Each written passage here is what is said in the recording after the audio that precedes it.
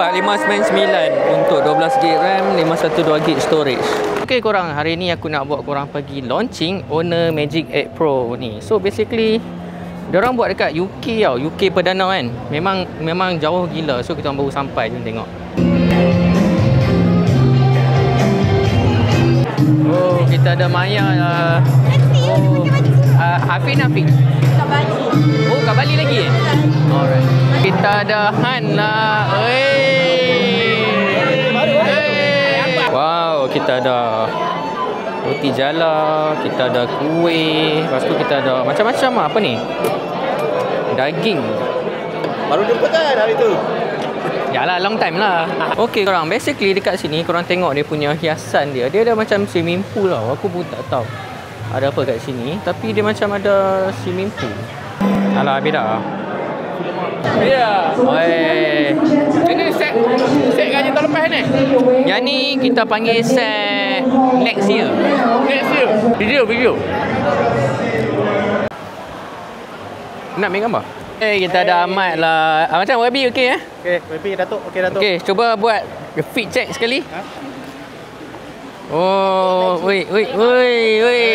Okey, lepas tu sekarang kita nak pergi ke kita nak pergi ke tempat event itself. Cantik kalau korang tengok kat sini. Makan sikit ya. Gila lah. Oh dia tengok Aziz ni. Sempat lagi buat dua. Ni lagi YB. Was-was kat web. Tak boleh buang rasa. Kan pun kelang kabut. Relax lo. YB. Aku main semata-mata nak ambil teh tarik lah buat pergi sana. Relax lo. Korang nak beli gadget tapi bajet belum ada lagi? Nasib baik sekarang korang boleh beli dulu, baik kemudian dengan Pay Later by Grab. Lepas tu nak buat ansuran 4 bulan, 8 bulan atau 12 bulan pun boleh. Inilah video intro dia kalau korang tengok. Inilah Honor jadi phone yang nombor 1. National Tourism Campaign Survivor Office Honor Global. We start with the Sunrise. Okay, ini umum harga untuk smartwatch Honor Watch Fit. Macam sekarang dia orang buat comparison directly dengan iPhone 17.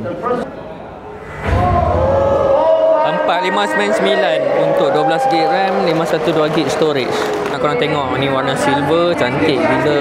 Dia ada macam-macam warna hitam ada, warna emas ada. So harga untuk ni 4599, 5199. Not bad. 12GB RAM, 512GB storage, 32GB RAM, 1TB storage. Apalah. Not bad lah. Dahsyat. Boleh jual lah PlayStation Portal. It's not like dia tak ada duit pun. Dia ada duit tapi Duit saja ada. buat apa ni? Kita cari duit, kita spend kat diri kita, kan? Betul tak? Inilah jantan. Ya. Tak strong tu. Tak strong lah main Pun cantik juga. main PS Portal tak strong lah. Ni beruang visit Malaysia punya beruang ni. Dahsyat lah. Dia bye-bye. Nice. Tengok ni bear. Jauh luka hatiku pedih.